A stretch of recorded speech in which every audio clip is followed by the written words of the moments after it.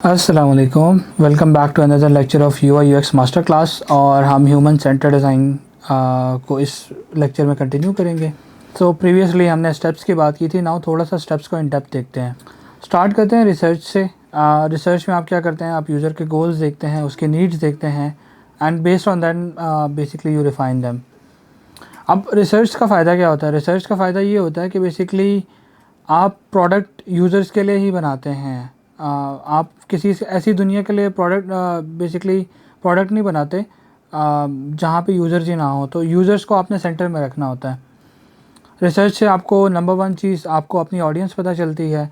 दूसरी चीज़, आपको आपके गोल्स और आपके नीड्स का पता चलता है, जो यूज़र्स के गोल्स और नीड्स हैं। एंड देन जो प्रॉब्लम है वो आइडेंटिफाई होगी और सॉल्व हो सकती है कि नहीं हो सकती। ऑफ कोर्स हो सकती है, you might have different workarounds, but you get to identify the problem statements. तो हमारे पास ये बहुत सारी टेक्निक्स हैं जो प्रीवियसली हम डिस्कस भी कर चुके हैं। डायरी स्टडीज़ है, इंटरव्यूज़ है, सर्वेज हैं, एनालिटिक्स हैं, कार्ड सॉर्टिंग है, यूजेबिलिटी है, ऑब्जर्विंग है, ए बी टेस्टिंग है। तो ये सारे मेथड्स हैं जो हम यूज़ कर सकते हैं। अब जो बेस्ट फार्मूला वो ये है कि आप इंटरव्यूज़, एनालिटिक्स और सर्वे का एक ट्रायंगुलर बना लें। यहाँ पे ये बेसिकली आप अगर ट्रायंगल बनाएं इसको सेंटर में रखते हुए, तो ये आपके पास एक अच्छा फार्मूला है यूज़ करने के लिए, जो कि आपको अच्छे रिसर्च आउटपुट दे सकता है। अगली चीज़ है हमारे पास आइडिएशन है। आइडिएशन में you come up with a lot of things to solve the problem. कोई पॉसिबिलिटी नहीं है, आपने लिमिट नहीं रखनी। जितने भी आपके पास रन टाइम में आइडियाज़ आ रहे हैं, जस्ट थ्रो देम आउट। उससे ये होता है कि आपने हर एक पॉसिबिलिटी देखनी है और फिर उसमें से आपने ऑप्टिमल वाला चूज़ करना है। फिर अगेन ब्रेनस्टॉर्मिंग सेशंस होते हैं आपके पास, तो आप ब्रेनस्टॉर्मिंग को देख सकते हैं, आप ब्रेनस्टॉर्मिंग कर सकते हैं। आप इस तरह के हेल्दी वर्कशॉप एनवायरनमेंट क्रिएट कर सकते हैं जहाँ पे आप रन टाइम पे ब्रेनस्टॉर्मिंग कर सकते हैं। फिर आप स्केचिंग कर सकते हैं। Sketching is one of them to simplify things. Story telling बहुत ज़रूरी है। स्टोरी टेलिंग से आप चीज़ों को कनेक्ट करते हैं।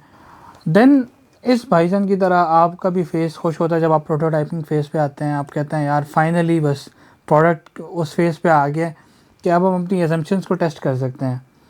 सो प्रोटोटाइपिंग क्यों करनी है? Because you have to test the idea with the users जिनके लिए आपने बनाया है। कोडिंग से फास्टर है, चीपर भी है, बिकॉज आप उसी टाइम पे चेंजेस भी कर सकते हैं, उसके ऊपर इंस्टेंट चेंजेस हो सकती हैं। बिकॉज करेंटली जो प्रोडक्ट है वो उसी टाइम डिज़ाइन फेज़ में होता है, डेवलपर्स के पास नहीं गया होता। तो MVP आपकी वहाँ पे कॉस्ट सेव करता है। देन आप वीडियो स्केचिंग, पेपर प्रोटोटाइपिंग भी कर सकते हैं। स्केचिंग जिसको हम लो फिडेलिटी भी कहते हैं, लो फिडेलिटी वायर फ्रेम्स।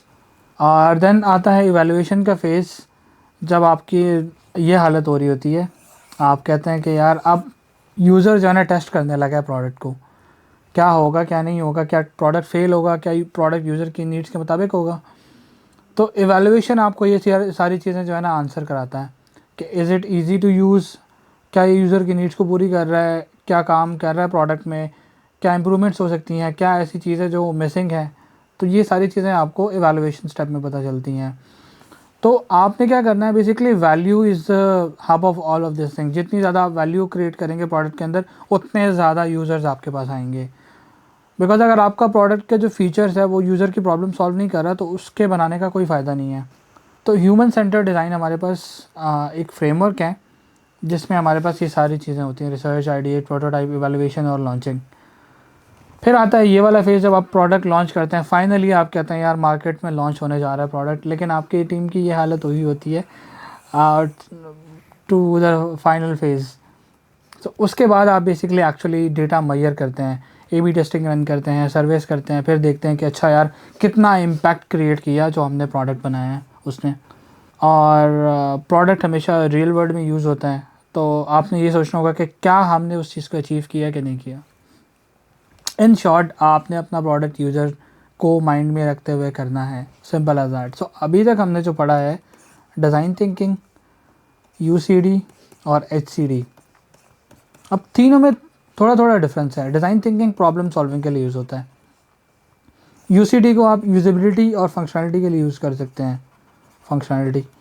और ह्यूमन सेंटर डिज़ाइन को जो है ये एक ब्रॉडर पर्सपेक्टिव लेकर आता है। तो इसमें कम्युनिटी इन्वॉल्व होती है, इसमें आपके पास स्टेक होल्डर्स इन्वॉल्व होते हैं, इसमें आपके पास ऑलमोस्ट एवरीबडी इज़ इन्वॉल्व। तो आपको एक फ्रेश और ब्रॉड पर्सपेक्टिव मिलता है, and that is how we differentiate between all the three frameworks as well. So यहीं पे हम बेसिकली ह्यूमन सेंटर डिज़ाइन का जो है अख्ताम करते हैं।